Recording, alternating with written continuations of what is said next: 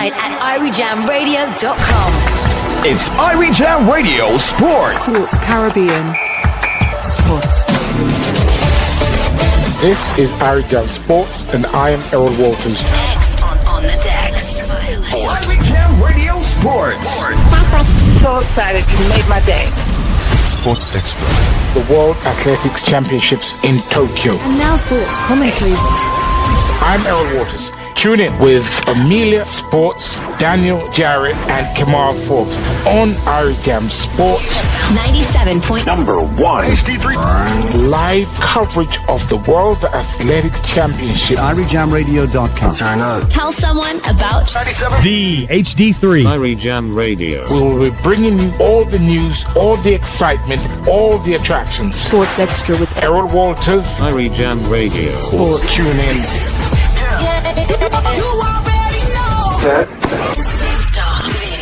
Irie Jam Radio Sports. Coverage. Celebrates at the line. That's a new lifetime best.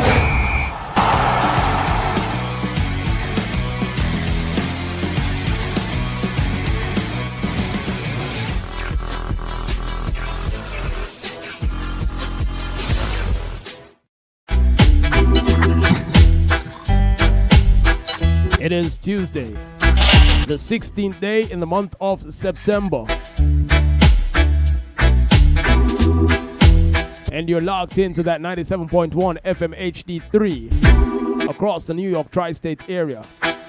It's that www.iriejamradio.com globally.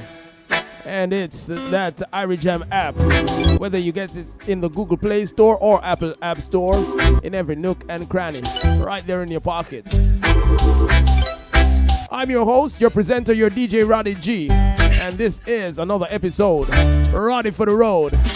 On a Tuesday, we dub it Timeless Tuesdays. But today, the 16th of September, it's Tokyo Tuesday, baby, because coverage of the World Athletics Championships happening in Tokyo is on right here, right now. If you're joining for the first time, want to say welcome. If you are a family member, wagwan fam, as every member of the Irie Jam family. And if you're a family member, that means you already know what's about to happen. I'm about to share space with an amazing team of sportscasters, led by our chief sportscaster, Mr. Errol Walters. Errol, what's good? It's wonderful, Roddy G. Wonderful, wonderful, sir. Nice. So, this is how I welcome you and your amazing team to the show. I'm going to be handing over the airwaves to you because, family, it is coverage of the World Championships at World Athletics Championships. And we're going to be here having some conversations, discussions, analysis, and speculations as to what's going to be happening in and off the track in Tokyo. So, Errol, I allow you to introduce the rest of your team, and you'll hear from me in about half an hour. Absolutely, sir. Thank you, DJ Roddy G. Thank you so much. So, Roddy, we have with us tonight, as usual, my co-presenters, Daniel Jarrett and Kamal Forbes from Amelia Sports. The guys have been doing an amazing job all week. Daniel has been out and about, and Kamal, I know it in my era as encyclopedia. Young people today know it as Google. But the guy is stats. We are joined today by the team manager, somebody I've known practically my whole life because we both went to Jamaica College, the Honorable Ian Forbes, CD Custos Rotilorium, and we have in our midst the silver medalist, the 110-meter hurdles, Orlando Bennett. Welcome, gentlemen. It's such a pleasure to have you as our guest today. Thank you so much. No problem. Evening, everyone. Thank you, Mr. Forbes. Thank you, Ian, for coming on. So, Orlando, I know you're going to be brief with us because I understand that you have so many interviews and it's expected. Listen, Jamaica has a history in the hurdles. So we historically we have Parchment, we have you know McLeod, we've had McLeod. Yeah. Broadbell. So listen, um, what the pressure coming in, the expectations. Was there a pressure and expectation? No, no. Oh, thanks for having me, by the way. There was no pressure coming in. I mean, I know Parchment very well. I've been training with him for years, so I mean, I've been on a circuit. I've been competing with these guys, so excellence is the standard. So definitely, I was coming out here to get a medal. I would say the only pressure was the pressure on myself, to be honest. No, go on, Daniel. Sorry, please.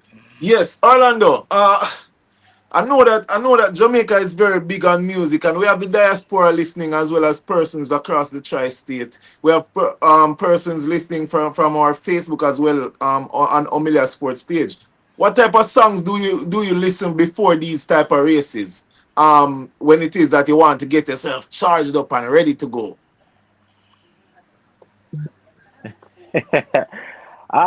Typically, I start off my day with some either reggae, gospel. Close to warm up, I would either listen to some War massacre, song. just some positive energy type music. Yeah, Yeah. some violence as well, to get the blood pumping, some aggression. So, I'm mainly a godly person, but sometimes the switch flips and I just have to get myself, up in that type of mood just to go out there and be a monster. Is it typically competition time? You always listen to those type of stuff, or you listen to it for a general? Yeah, yeah, yeah, yeah. I listen to it on and off, but mostly competition type. Massacre is one of my big favorites. Inspiration, and he's just one of those persons that will get you ready for anything in life. Definitely. Question, Orlando. You've been having quite a good season since Jamaica National Championship on your first Jamaica National title. This is your you have been making World Championship teams 2019 as a teenager, just on the cusp of turning 20. 6 years ago you were there in Doha. Now 6 years ago, you have your first World Championship medal. How did you feel like when you crossed the finish line, knowing that yes, that this was a moment that you have been working so hard for like over the years, and you were at Calabar. I would say in such a competitive campaign, the was oftentimes second behind Israel, but this is now Orlando Bennett's moment. How did it feel? I mean, I'm feeling blessed. I'm feeling grateful. Elated. It's kind of surreal. Even being around my friends, they're like, "How does it feel to be a silver medalist?" And I'm like, I feel good. I feel okay. But they're like, the feeling hasn't really soaked in as yet. So I mean, I'm just enjoying the moment. I'm enjoying God's blessing, and I'm just over the roof right now. I think it was soaking when you're on that medal stand. You would be there amongst Tyler Mason, as that we've just mentioned here. That Jamaica has had a good success in the men's hurdles pool and everything. We have seen where Answer Parchment. We can go back to as far as Maurice Wignall being there, knocking at the door for years, never got a medal, but was able to make finals in the event. No, like for the future talents coming up and everything, we see likes of yourself there, Tyler Mason, Jerome Campbell, etc. Like, how do you feel that Jamaican men now has a lot more competition per se? The event has been getting a lot more deeper per se for Jamaica. I mean, the depths of hurdles has been getting even deeper now. Even when I was at the trials and I see the amount of younger athletes running fast, the Prince, the Stern, the Campbell. I mean, it's a bright future for Jamaica. It shows that us, well, I can say I'm more in the older ranks now, even though I'm You're still young, almost man. 26, but I'm still young, but more experience when we are basically almost finished, or even now when they're competing with us, we know that they're going to be a force to be reckoned with, and we just have to always look out for them. And people just have to know that once we show up on the track in the black, green, and gold, excellence is the standard. Yeah, final question for me, Orlando. I know for sure that you and Oblique Civil have shared a good relationship over there since your days at Calabar, there at Reddy's Road over the years. How does it did have you experienced it since the final, the 110 hurdles? I've spoken to Oblique. We've seen each other. He's congratulated me. He's one of the big inspirations in the camp, the racers camp, and I was really elated when he won his gold medal, and I just knew that I have to do something. I was going for the gold, didn't get the gold, but the silver is what I got, and I'm just happy. So we're just elated, and we're just grateful that the work we put in has finally worked out. I have one. I Definitely. need to hear this one. Who is the first person you called, or the first person that called you after winning? And what did they say?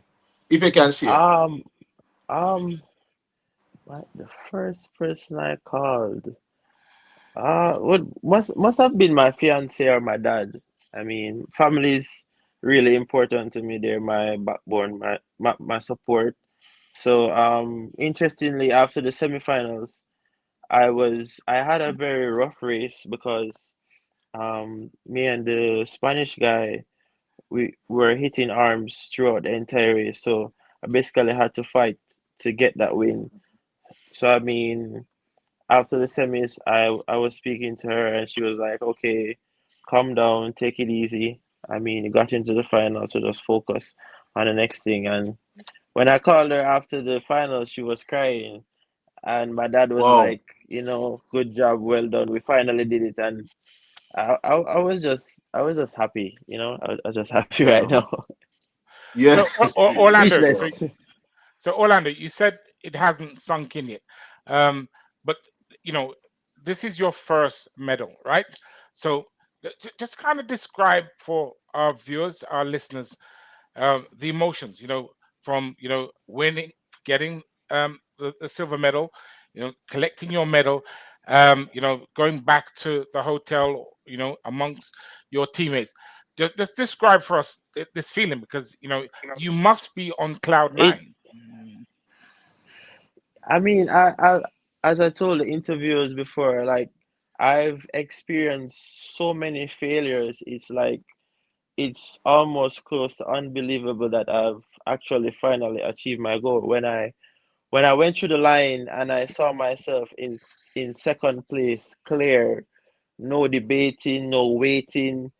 I was just like relieved, that and I just trials, like that trials. You remember that yeah trials, Orlando? Last year, the Olympic yeah I trials just I last year just when you had to cross the finish line. I just fell on the ground, and I was like, wow, God is really good. I did the lap.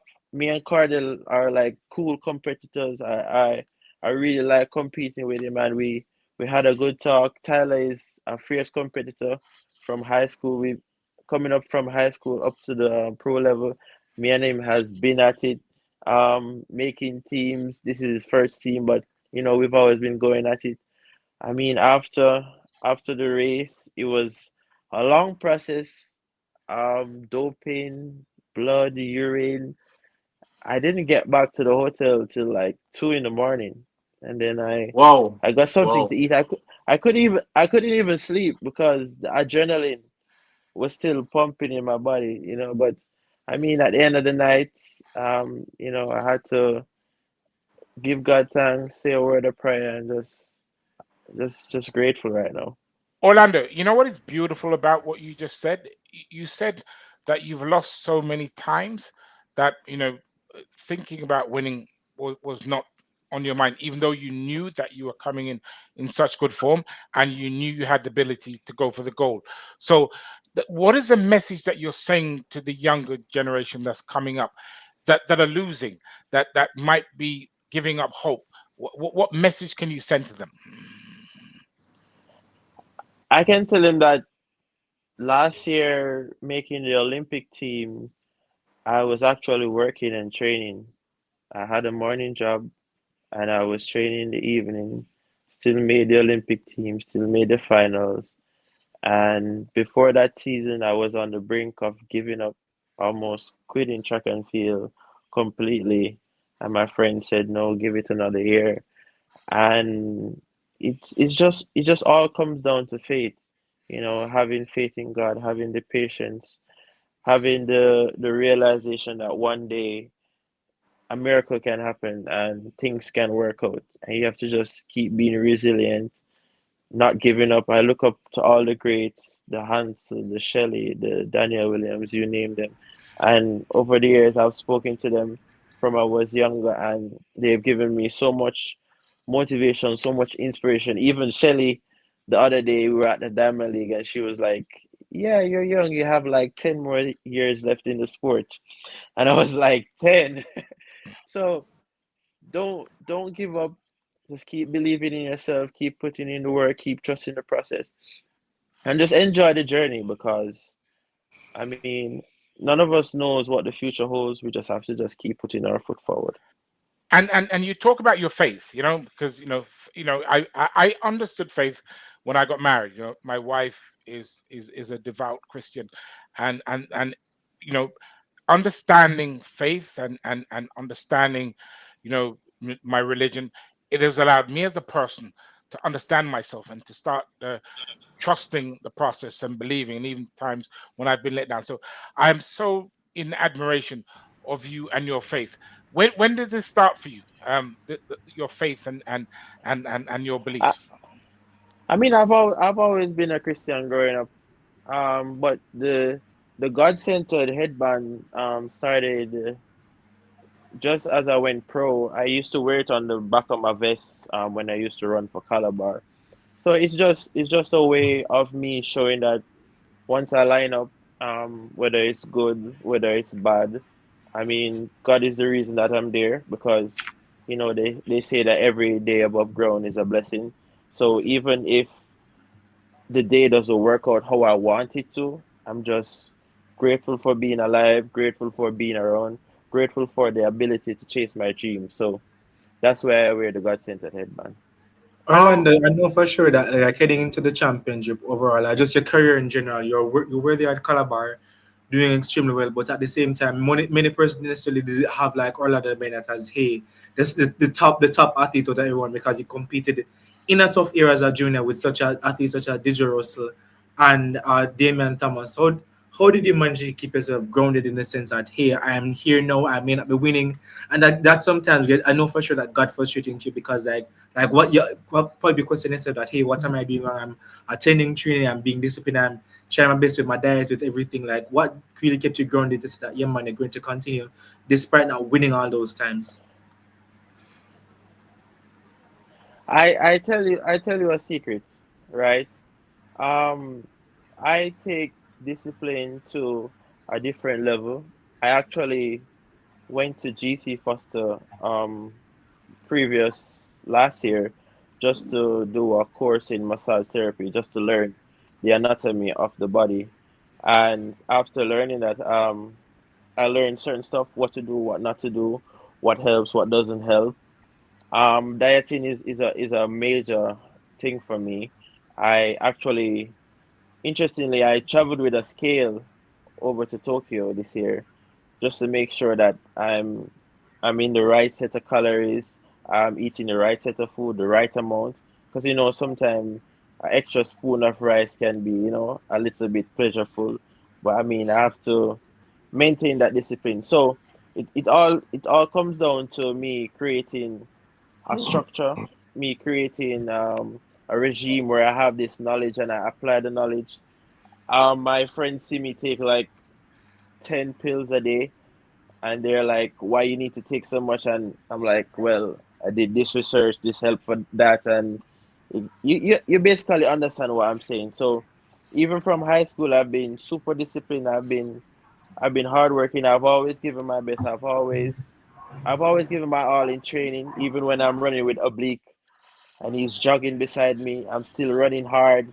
That's the type of motivation I have. So I have this crazy faith, and the Bible says if you have a faith as small as a mustard seed, then anything can happen. So that's just what I live by.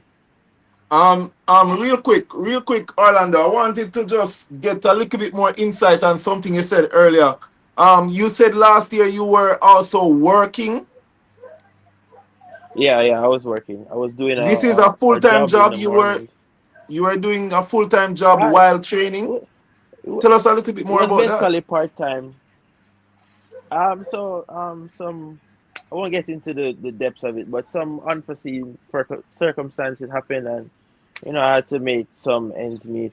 Sometimes with track and field bills still to pile up on you, and as an athlete, if you're not making as much and you have to be traveling, you have to be running, sometimes the cost of life will get a bit too heavy. So I was working as a data entry clerk in the mornings from 6 to 2. Trained, went home, trained from 4 to like 7. Then I had gym on some days like 8 o'clock, and then that was just my routine up until from around October to March, April. So yeah, it was pretty Frus- hectic. I mean, yes, it must have been really frustrating because you know that's just crazy, and you I mean, it still was manage to go to yeah. the So national trials and and qualify to go to the world championship in such a yeah, that hectic race as well. Yeah, Orlando, that was continue. my last straw. That was my last straw. Last year I was like, all right, I'm gonna give this thing one more shot. That's Olympic there, and if I don't make it, then I was just about to like, find a new career, find Oh, something else to do. But I mean, I made it, and I'm here now. thank God, thank God, Orlando. So listen, thank God. your story is so inspirational. I wish that you're able to talk this more, because I don't think people truly understand. I've seen you in action. I've seen how competitive you are, but what I'm getting from just speaking to you right now is your discipline, how seriously you have taken it. And even though you weren't having the successes that most people were expecting, you knew, based on your faith, based on your discipline, that it would eventually come. And especially with the support network around you, as you say, your fiance, your father, your family, that you were just biding your time. I really wish that you're able to get on a platform and talk about this. This is what the youngsters need to hear. Is that something that you're able and willing to do? Yeah, I can look into it in the future. I can it sometimes looking back, I can tend to get like a bit emotional in my head, but I mean, I have no problem sharing my story to give some inspiration to others.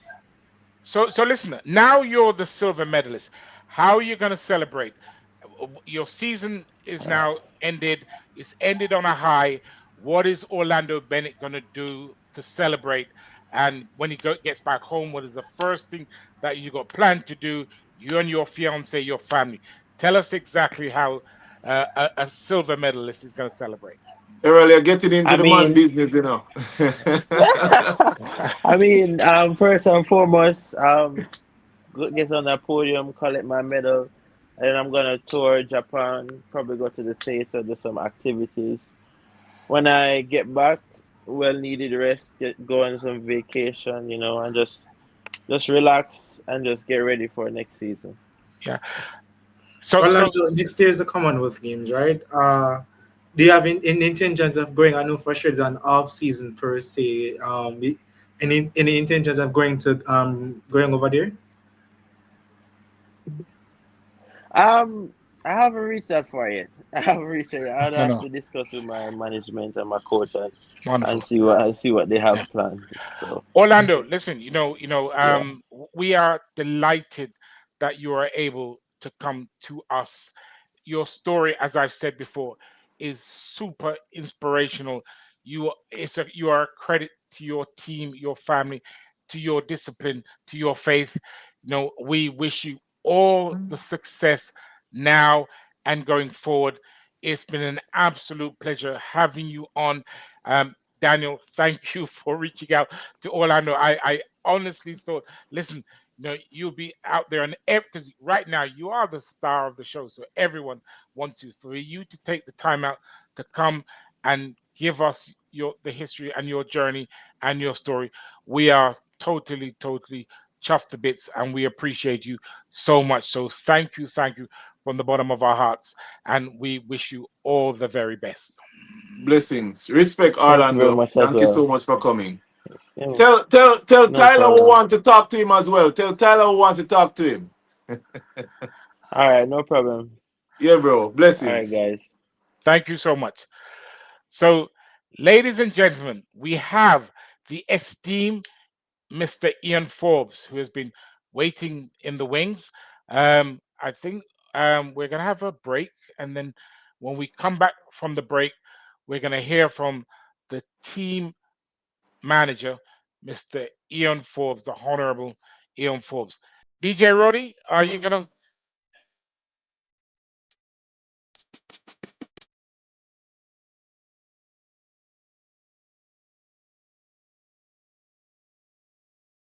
So if you're just joining, it is all about World Athletics Championships in Tokyo. We've got an amazing team of sportscasters. We've got Mr. Errol Waters, Daniel Jarrett, Kemal Ford, and they're giving you the reviews, the highlights, the insights as to everything that is happening on the infield and the outfield. Right now, a quick musical break. It is Timeless Tuesdays, and songs like these definitely are timeless. We're Jamaicans. We're winners. Let's celebrate.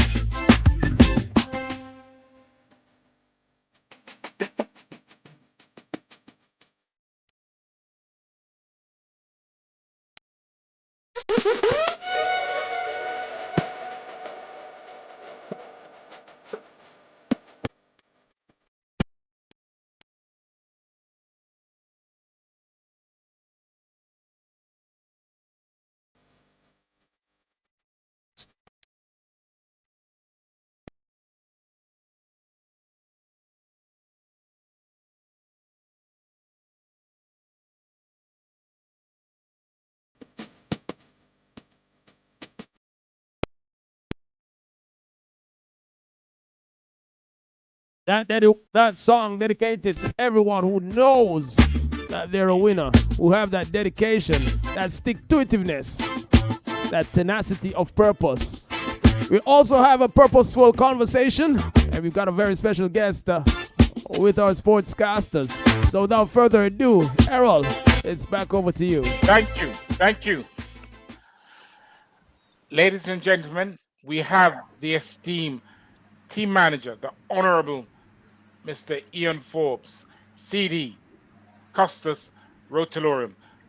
Ian, thank you for joining us tonight, or morning in your case. Yes, morning, and good night, listeners. Good night. Viewers, it's a pleasure to be on. Thanks for having me. It's a an little absolute hoarse, pleasure. but hanging in there. You were shouting for the team, man. It's a Forbes. Oh yes. So Ian, Ian. So listen, last year the Olympics, the administration took a lot of flack. Now the tables have turned. How are the executive feeling? You must be delighted with the result. We are halfway there, and we're fifth in the table, and things are looking so good. Tell us what is the mood in the executive camp, and in terms of your expectation, where is it in terms of your expectations? Well, we are pleased with the performance thus far. Last year, I think it was below par, but I would have highlighted, and others would have as well, that based on the evidence, we did not necessarily win many medals, but we had persons performing at a high level, personal bests. We had numerous finalists, and we placed pretty high on the placing table, medal table as well. But by our standards in the last, say, 10, 15 years, it would have been below par. And of course, our spectators, our fans, they mark very hard. But the quality was always there.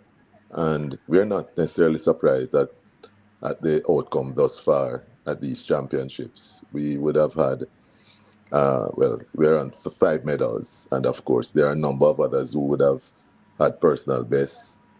Some would have gotten into the finals. We have multiple finalists. We just missed out on having a third hurdler in Demar Prince in the hurdles final yesterday as well. We have 3 discus throwers in.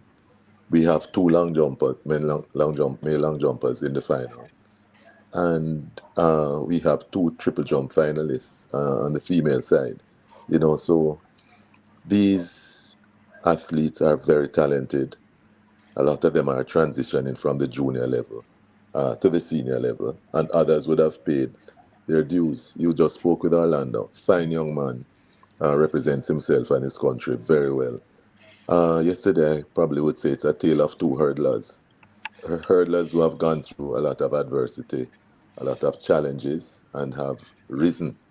And the final outcome is that they are on the podium at the World Championships 2025. Orlando has gone through a lot, as he has stated. Tyler would have been, some persons would have said, missing in action for the last 3, 4, 5 years.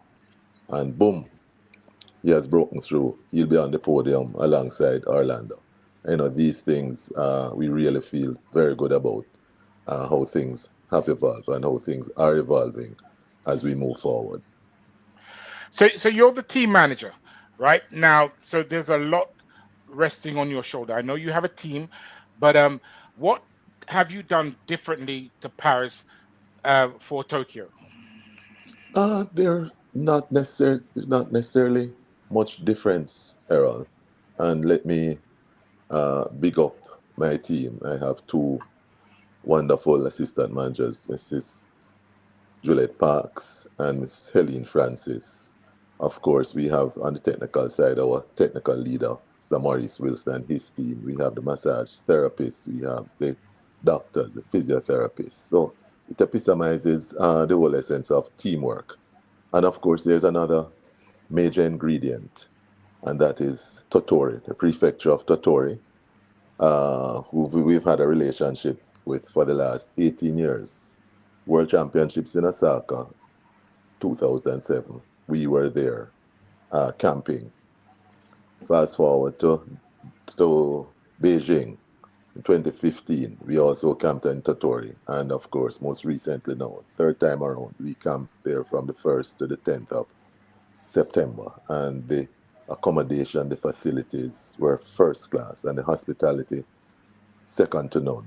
They facilitated our every need and made it as comfortable as possible for athletes. And of course, it's not just about competing on the track, it's the social interaction, the cultural exchanges, and of course, you would have seen them having some fun as well.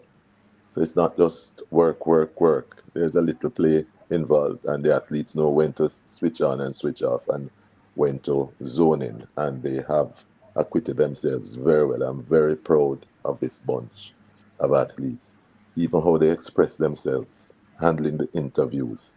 It has gone to another level, and we are very pleased, and we are hoping that things will continue trending in that direction. So it's not just on the track or in the field that they're superb. They're also superb off the track and interacting with the spectators, with the fans, you name it. They are a great bunch of athletes. Come Yeah. on. Sorry, come Yeah. on. Where does this our 5th place rank in terms of midway through the competition? It And looks pretty good. I think today was the most surprising day of the championship per se. Many persons did not necessarily have Jamaica getting a medal or getting a medal in this final, but third rounds are seen where the likes of Orlando Bennett and Tyler Mason improve themselves. Again, should be added momentum in the camp. We have a lot of events coming up where we could see surprise medals in the men's 400 meters. We saw Rashid McDonald qualifying with the second fastest time there. We saw the likes of Nikisha Price advancing there in the 400-meter final. We have Sanique Ricketts there. You have 2 men in the long jump, in that of Nikolai Williams and Tajay Gill. So anything is possible when it comes down to them. And the thing about it is, I think the Jamaica return to the regular tradition of medaling in the men's 100 meters, which oftentimes set the tone for the remainder of the championship. Yes. So This Daniel, you've seen the mood. It's very buoyant in the camp right now. Is this down to team management? Are you team management are more in touch with what is happening? What are your colleagues and the people you're talking to? How are they feeling about this trip this time around? I think it goes back to what Baker said yesterday. That they are all adults, and I think it's the same thing that Mr. Forbes is saying. Everybody knows when to do what at what time because there's a time to laugh and a time to play, and of course they all know that they at the end of the day they can enjoy themselves, but they know that hey, this is what I am here for. I'm going to Tokyo to ensure that I go into that finals and I run as hard as possible so that it is that I can get a medal. I have a question for Mr. Forbes though, Yes. because one of the things that we have seen over time is the fact that the athletes are now making the transition from high school to the professional realm. We've seen the likes of Orlando Bennett. We've seen Yes. Tina Clayton. Tajay Gale is also an athlete who have made a significant transition. Now, Yes. Mr. Forbes, how are you feeling about this type of transition now being successful compared to how it was back in the day? Well, as I said, we are quite we're pleasantly not surprised, but we would have had challenges in the past with the transitioning. And let me just mention another key ingredient: the fact that we have a blend of youth and experience that helps a lot. In our team Yes. captains, Mrs.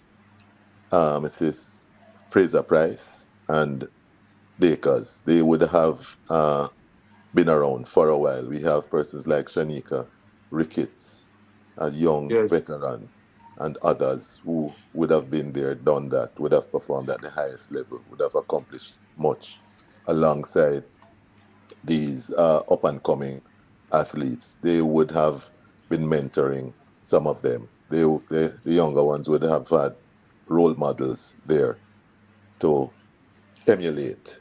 So this has helped tremendously. And of course, let us not leave out our hardworking, the best coaches in the world, pound for pound.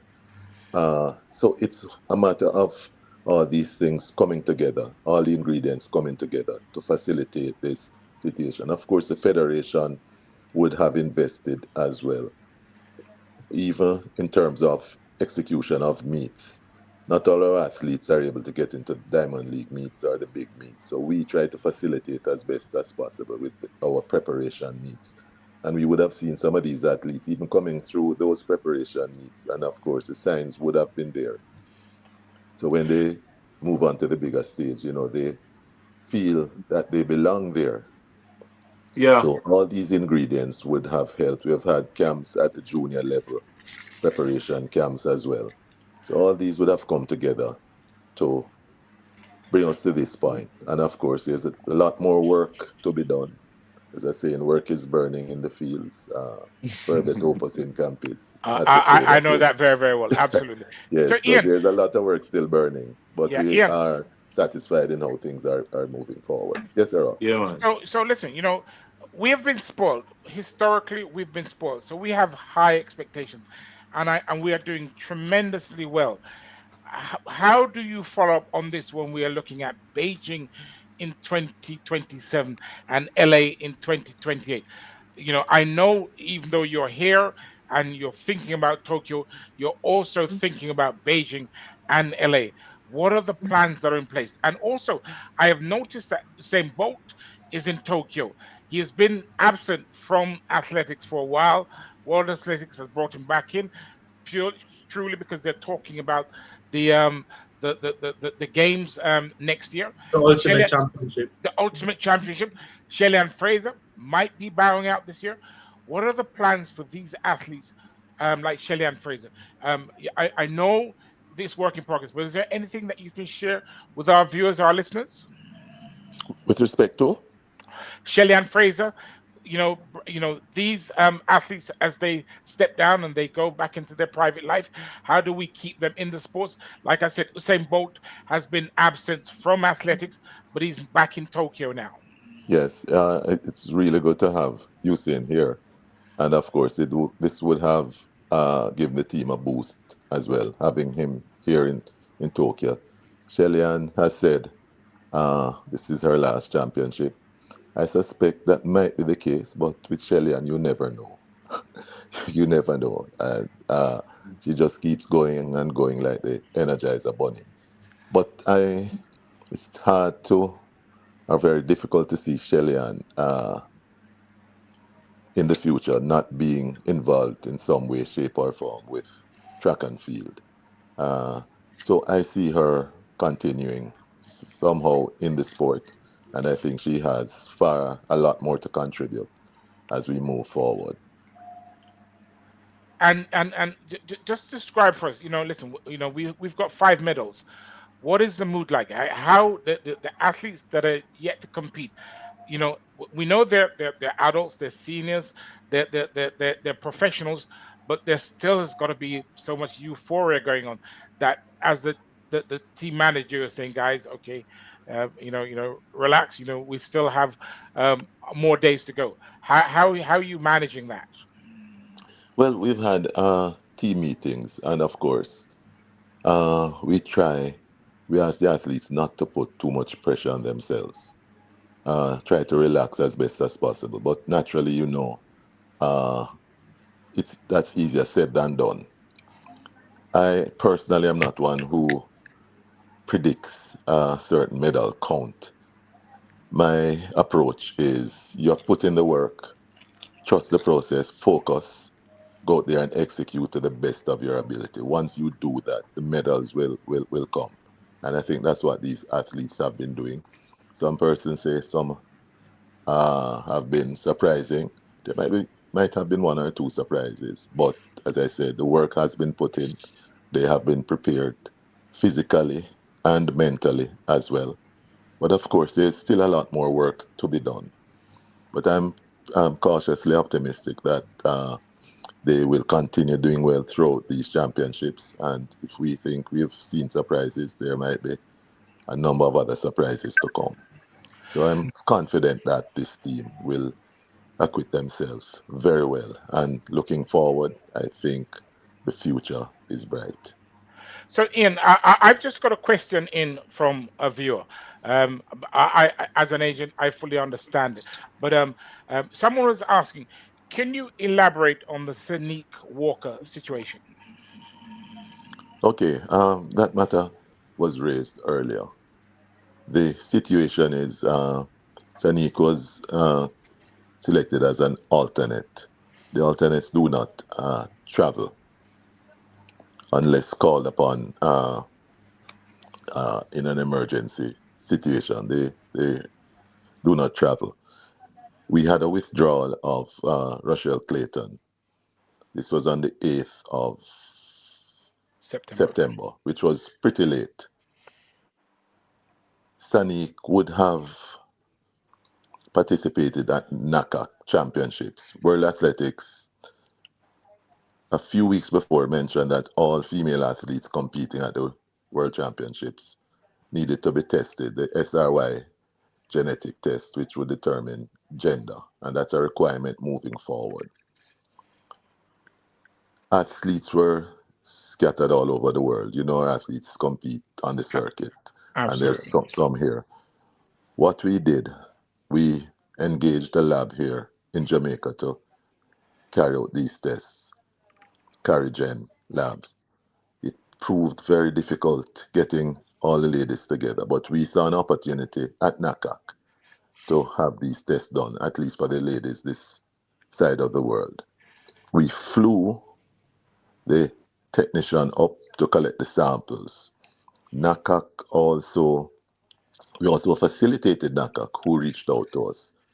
So we were very proactive in doing this. Separate and apart from that, we would have been advising our athletes, our other female athletes, all over the world, where some of the laboratories, the approved laboratories were, where they could get this test done. So we sent them to do all our female competitors at NACAC. They were all advised to do the test, and I'm getting this from management of that team. For some reason, Sanique did not do the test. The results would have been, the deadline for submission would have been the 1st of September. It was not submitted, so everything would have been stalled right there. If the test was not done and the results submitted, done by the 1st of September, one would not be able to compete. So there and then, So it's just an it it unfortunate it circumstances. it was very unfortunate, but it pretty much hampered her from competing because the 1st of September would have passed, and once that test was not done, every single female athlete competing at the World Championships would have had to do that test prior to or no later than the 1st of September. So Sani could not have been able to compete because the test was not done. Absolutely.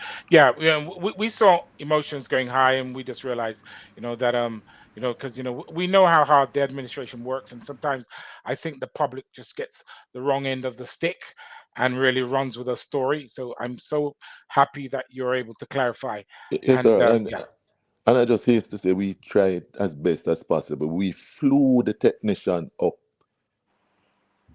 to the Bahamas to do these tests to ensure that we would be able to meet the deadline. We flew them up, and they did other tests for a number of other countries. NACAC was extremely grateful based on how proactive we were in facilitating not just Jamaica, but the region, our region. Because as you know, it's one Caribbean. absolutely. And that's the thing, Ian. Sometimes, and that is the reason why this platform is important, and platforms like this, so that, our listeners, our viewers can hear the truth. Because sometimes people run with a story, give the administration a lot of stick without understanding the full reality. Daniel, what have you got to say about that? Well, I mean, as I said, as you already said, Errol, it's a good thing that Mr. Forbes is here to clear up all of that. Honestly, I'm just here celebrating Jamaica, to be honest, because my mind wasn't even on that, you know. My mind is set on the fact that Cheyenne is currently in the semi-final or the final, one of those. Cheyenne is there, and Anjanette is also there, and I'm Yeah. looking forward to them delivering spectacularly. So, Ian, are we having a national holiday declared when we get back to Jamaica? As the Prime Minister. Yes, you know, Ian, you're a that's Costas. You deputize for the Governor General. I'm sure that's within your purview to declare a national holiday. uh, that's a little above my pay scale, Errol. Ian, it's absolute been wonderful having you on. Listen, we are so proud of Team Jamaica. We are so Oh proud of yes, the athletes. We're midway through. As Kamal will tell you, he's our statistician, and he's saying, Errol, we are in good stead. So we are, as you said, we don't do the putting the pressures on the athletes, because we are so intimately involved. As you know, Malik is running tomorrow. I know the pressure that he goes on. When Orlando Bennett described what he was going through, you know, and once you understand that story, and I keep reminding people, there are 8 billion people on this planet. When there are 8 people lining up out of 8 billion, you gotta give them credit. You can only have three winners. So sometimes, because we Jamaicans have been spoilt, we have this higher expectation. But Ian, we want to thank you. Thank you for your service. Thank you. Please convey our congratulations to the team, the winners, the PBs, those that are coming through, those that have suffered injury. We wish them good luck and a speedy recovery. yes. Thank you very much. I'll convey same to them, and thanks to Irie Jam for keeping our public in the loop, having them sensitized as to what's happening and educating them. Absolutely. And as well. Amelia Thank Sports. you. Amelia Sports is also, so folks are on the Amelia Sports social media. They're doing an incredible job. They're partnering with the Irie Jam, and we are trying to get the real stories there, Ian. Because, listen, you came on and you explained it so well to us. Our listeners, our viewers are understanding. And that is what the public needs. And listen, you have, and because I remember speaking to you, you were in Tokyo a week before or 2 weeks before. And I remember when I was in Jamaica, you were about to travel to Tokyo. So all this traveling to make sure that the facilities and everything is in place, people just don't understand. They It, think it's so jolly. it's a lot of moving parts, Errol. It can physically and mentally demanding. But of course, that's what we are here for, to facilitate our athletes, to ensure that they are as comfortable as possible. We really do try. And of course, I'm not saying we can't improve, and there's lots of room for improvement, but we really do try to facilitate. Yeah, along with one of my assistant managers, we left on the 26th of August, headed to Totori to ensure that everything was in place. And of course, the people in Totori have been tremendous. They have been wonderful partners. They love Jamaica, they love our athletes, and they go all out to ensure that they are as comfortable as possible. So thanks to Totori as well, the prefecture of Totori. They have been very good stakeholder partners. Well, Mr. Forbes, thank you so much. My co-presenters, have you got anything for Mr. Forbes before he goes off and carries on his team management duties? Well, Well, I just want to say the world is pretty small. You know, the first time I met Mr. Forbes was when I used to work at CVM Television. And then I met him again while working at Omilia Sports. And then I realized I got to know Errol, and Errol ended up knowing Mr. Forbes. And then I know some other persons who are based in New Jersey as well. And I saw Mr. Forbes at the Penn Relays. The world is so small. It's just crazy. The Yes, world is just very really small, small. very small. Yes, yeah, one final Yeah, question, Mr. Forbes. I was just yes. looking just now on a newspaper article that a report rather that has been published. It says from legendary coach Vincent Stephen Front of France is that there's been is that this is the worst world championship that he's ever been to. Can you shed some light on that? Do you think it has been like that for you from your standpoint? There have been some challenges. Such as Transportation has been one. The warm-up track is about, in terms of drive time, 10-15 minutes from the competition facility. So athletes warm up, then they are shuttled from there to competition. That has proven to be a little, sometimes chaotic, and the schedule has been not necessarily on spot as it should be. But the organizers, they have tried as best as possible to make adjustments. There have been a few complaints as well about food in terms of variety and one or two other challenges. So I think these are some of the things persons are speaking about. but in But fairness, I must say, when but they in are raised, fairness, the but in organizers fairness, try. sorry, Yes, but in fairness, every athlete is affected. So no athlete has been disadvantaged. So, that's correct, Errol. But as I said, the organizers, they try to accommodate as best as possible in terms of addressing the matters as they arise. Last night in anti-doping, there was a little transportation issue, but they were able to get extra vehicles to ensure the athletes got back to their hotels at a reasonable hour. Well, reasonable in that context would be one. Orlando told he was back at yeah, around about 2. I 2 was a.m. back Yeah, here with another athlete at maybe 1:30, close to 1:30 this morning. And persons don't realize what these athletes go through after competing, after the emotion of doing well. Because if usually when you're drug tested in a final, you would have been uh, possibly on the podium, more than likely. So I guess it's a small price to pay for being on the podium. But as I said, the organizers, they're trying. At some of these challenges, we would have recognized earlier.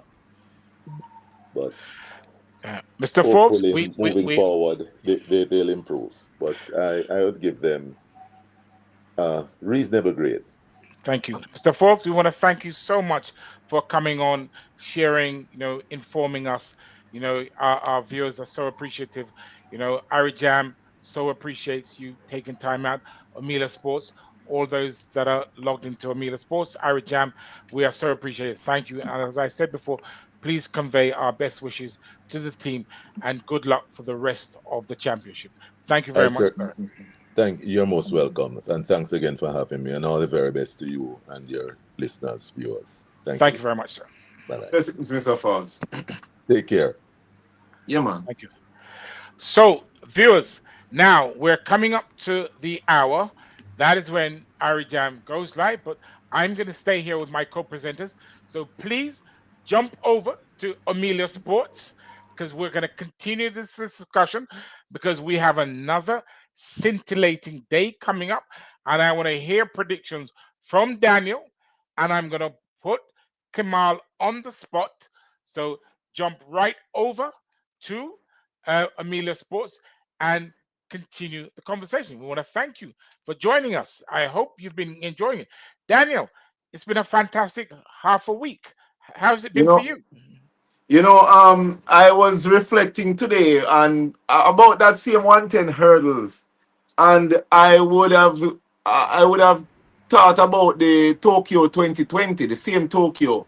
Ronald Levy, that one of my bridging to. We call him Cabal. Ronald Levy actually won a bronze in that Olympics, So Daniel, 2021. Daniel, sorry. I'm just going to pause you. We're going to take a little break so that Irie Jam can switch over, and then I'm going to come right back to you because I want to hear about that Ronald Levy story because I saw that on social media today by Spry Sports. So let's just take a little break, and then we're going to come right back because I don't want our listeners to miss this story. Online at IrieJamRadio.com. It's Irie Jam Radio Sports. Sports Caribbean. Sports. This is Irie Jam Sports, and I am Errol Walters. Next on the decks. Irie Jam Radio Sports. So excited. You made my day. Sports Extra. The World Athletics Championships in Tokyo. And now sports commentary. I'm Errol Waters. Tune in with Amelia Sports, Daniel Jarrett, and Kamal Forbes on Irie Jam Sports. 97 point. Number 1.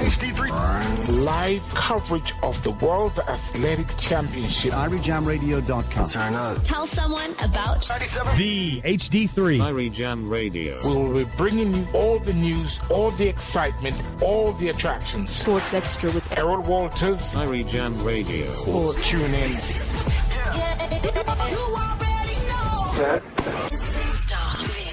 Irie Jam Radio Sports. Coverage. Celebrates at the line. That's a new lifetime best.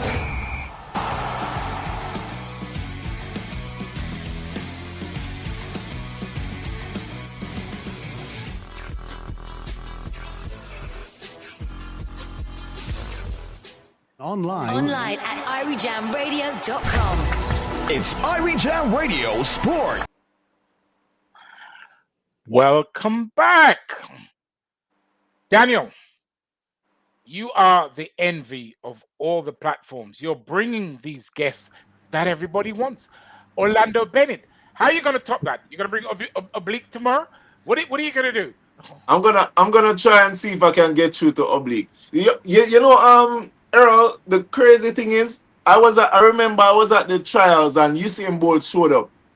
And I was telling some of my friends who work overseas, and I was telling them that, hey, I'm going to get that interview with Usain Bolt. And everybody was totally afraid of going to him. And I was like, I'm going to go. I'm going to get this interview. And I went up there and I stood right in front of where he was sitting. And then he walked down.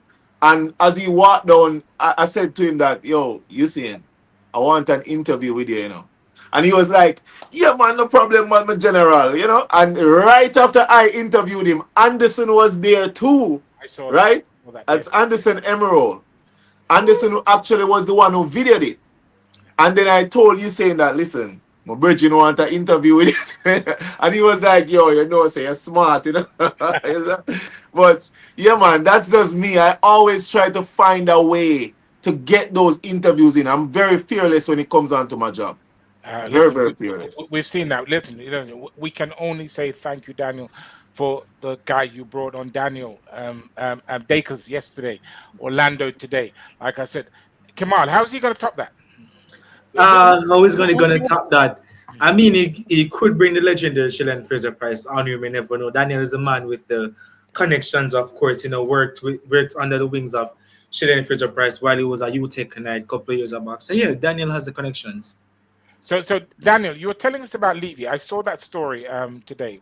Please. Well, funny enough, I didn't see the story. Levy just came to mind. You know, I used to train with Levy.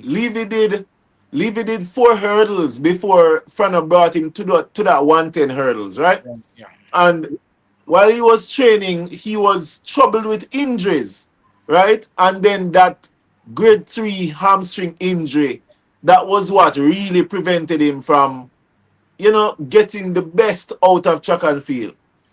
In 2021, of course, you guys know that the Olympics didn't get to be held in 2020, so it was Tokyo 2020 in 2021. Yeah. Levy actually won a bronze medal. Hansa Parchment, I think, won that gold medal. So we did get 2 medals during that Olympics and come back in Tokyo and got 2 medals again, right? In 2025. Now, Levy was the one who got that bronze medal. And it just always comes back to me that, hey, the sport has lost such a great talent. I used to train with Ronald. Definitely. I call him Cabal. And he's just an exceptional individual. His personal best, I think, is 13-0. 13-08 probably. But Daniel, I'm going to put you on the spot. I'm going to put you on the spot, right? Now, at the national trials, folks were clamoring that Parchment should be given a bly. Have the selectors been vindicated? What's that? After the trials, people were saying that Parchment should be given a bly. He has the form, he has the history, he should be allowed to come to Tokyo. And the selectors, nope, it's first past the post. We're going with that ruling. Have they been vindicated by the decisions they made? Because actually, Hansa Parchment would tell you that, hey, I don't think I should get no bly. I think I should work for what I want, which is why we ended up seeing him. We ended up seeing him on the circuit. We ended up seeing him work for that spot, right? And I believe that he's a man of principle, and he didn't just want it to be handed to him. Yeah, even though he's a great hurdler. Actually, the reason why he didn't really medal in that race was because he hit a hurdle. You get me? So really and truly, this stuff happen, and fear is fear, right? So I say those who are at the championship deserve to be there. So Kamal, the mood is high in the camp. Usually, once we see athletes winning medals, the spurs on others to start bringing out their best. They've always brought their A game, but there's this extra boost now. Where can we see the other medals coming tomorrow?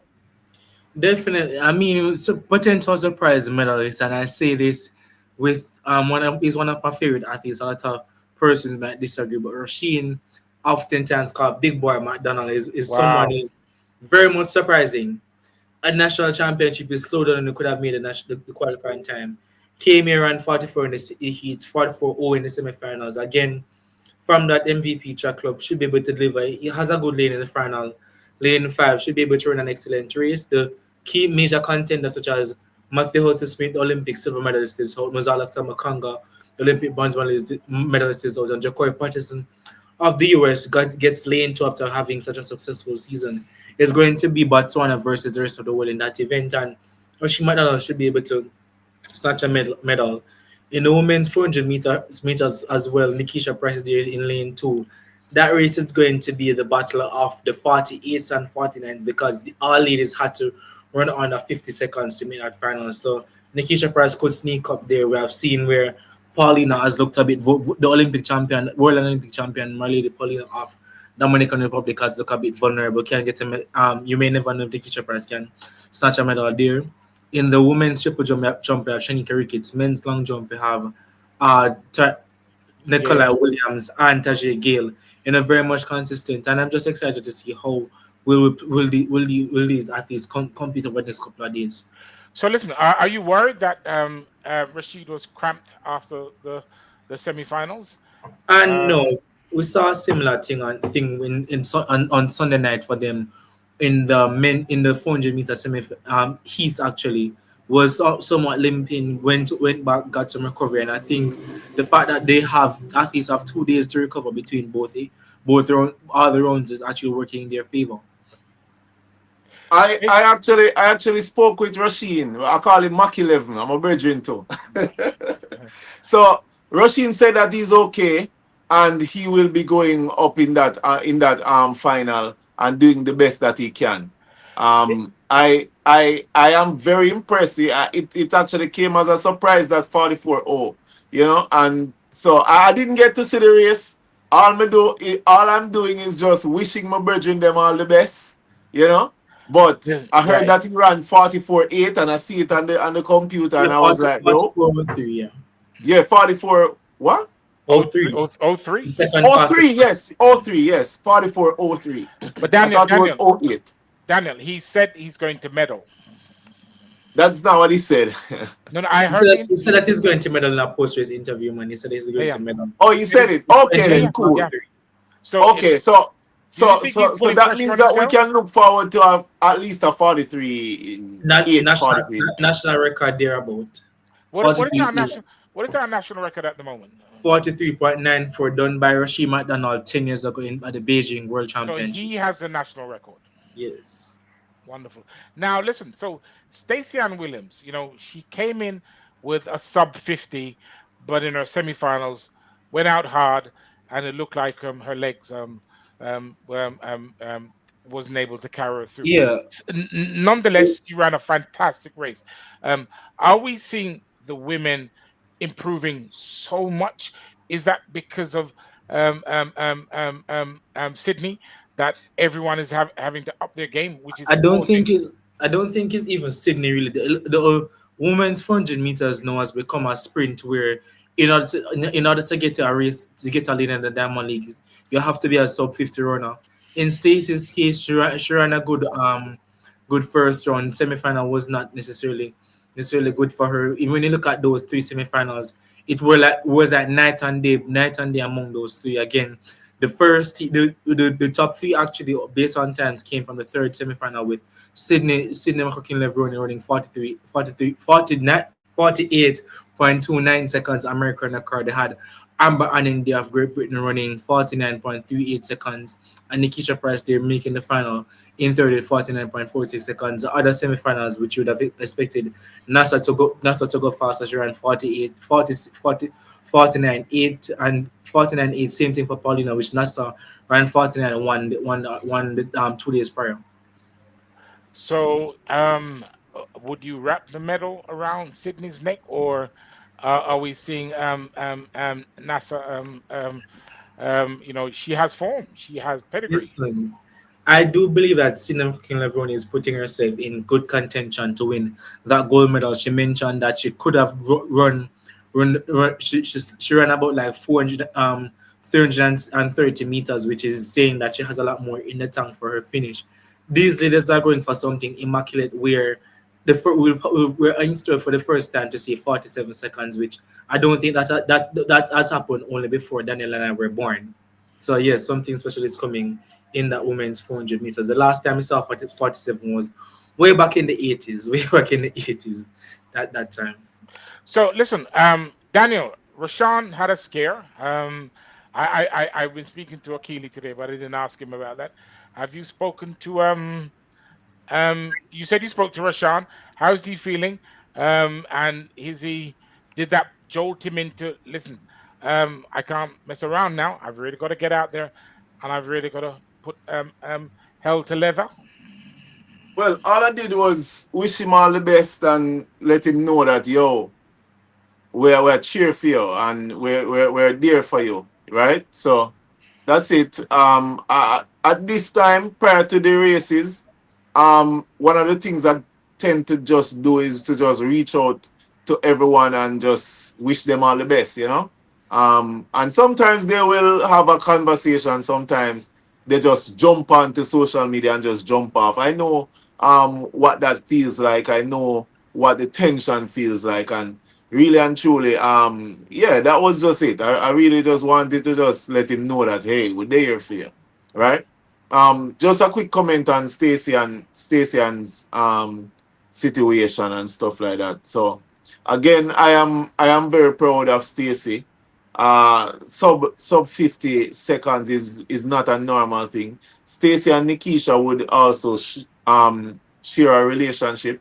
They are very good friends actually, and I would have gotten the opportunity to share with both of them, and their vibe, the confidence that Nikisha possesses, right? It's just second to none, and I'm sure that once it is that she hit the track, that something phenomenal is out for the taking.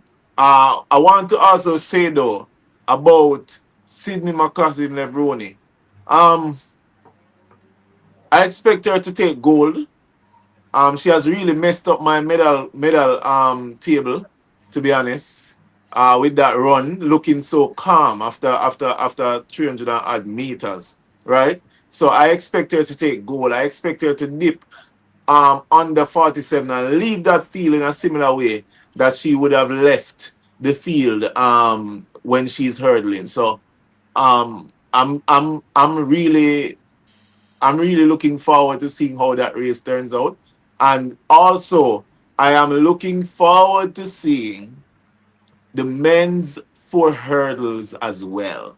So the men's 4 hurdles is something that a lot of persons are looking forward to. Prior to now, I would have looked at the times by Karsten Varholm. Is it tomorrow the 4 hurdles running, right? Right, Kamal? Semi-final, yeah, tomorrow semi-final. Semi-final. Yep. Okay, so I would have looked at the times. I looked at the time when Karsten Varholm set the world record back in I think 2021. He set the world record at 45.94, I believe. Yeah. Right? And in that season, his season's best was actually 46.2, right?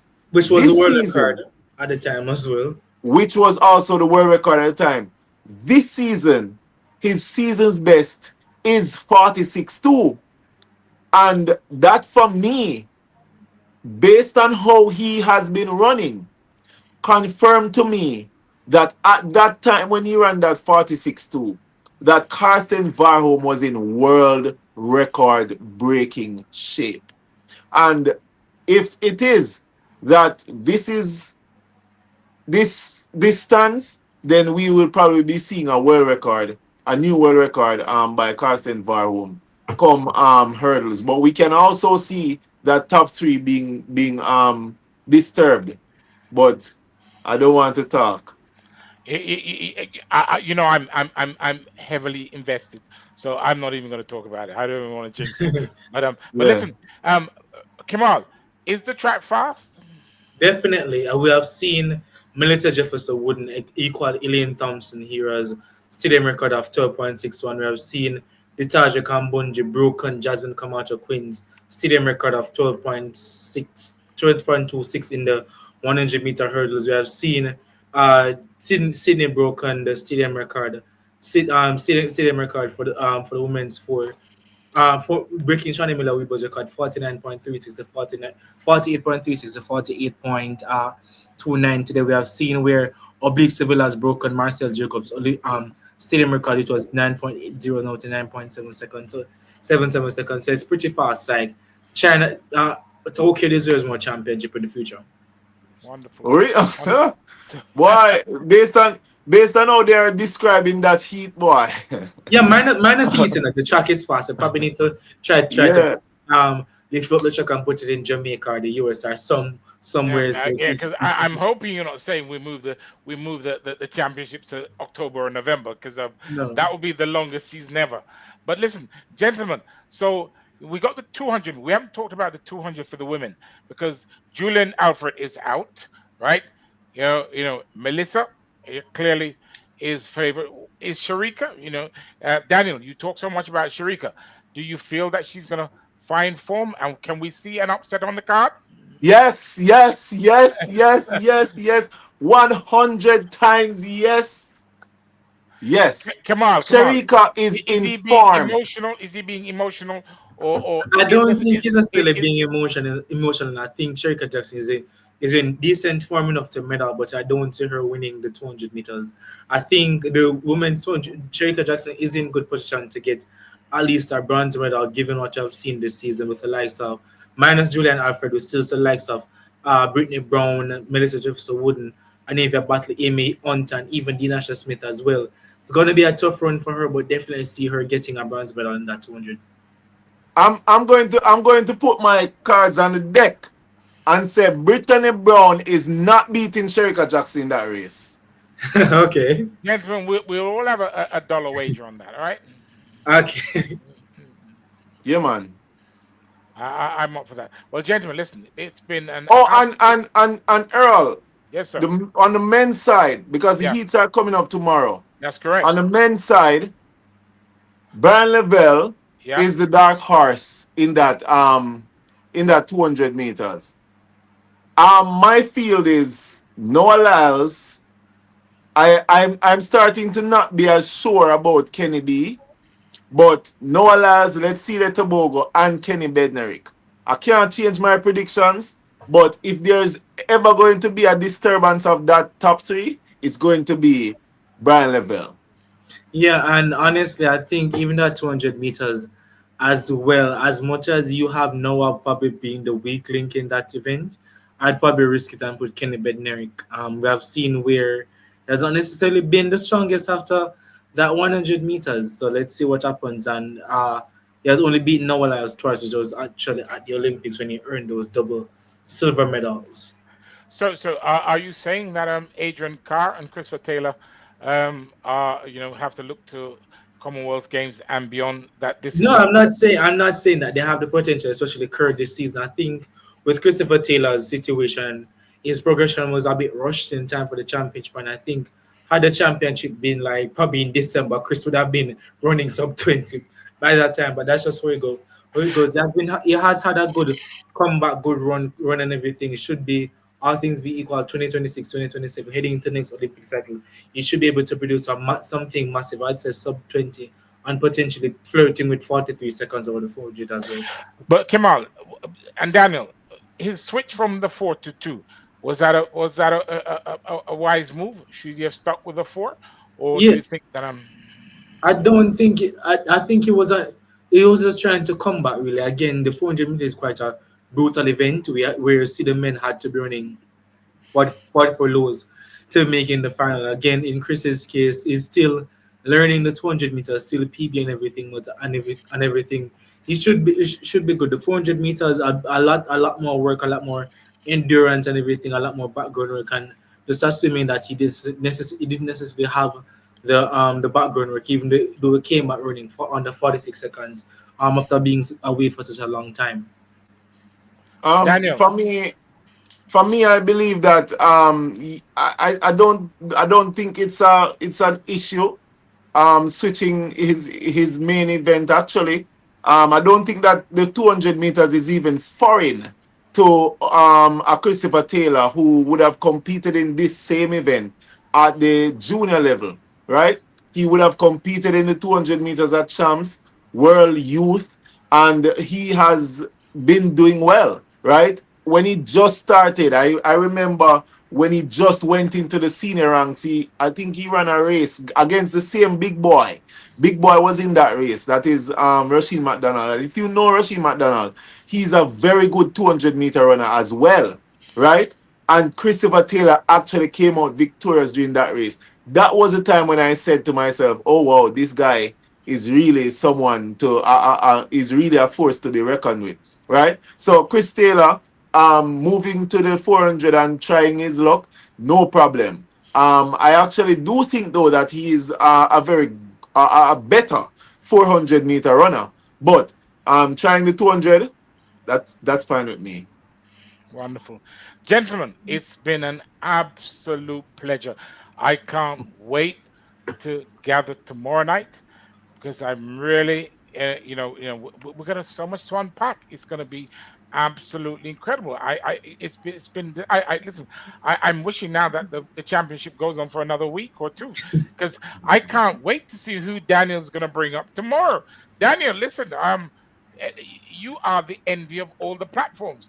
Everyone's saying, "How are we getting these stars?" Yeah, yeah.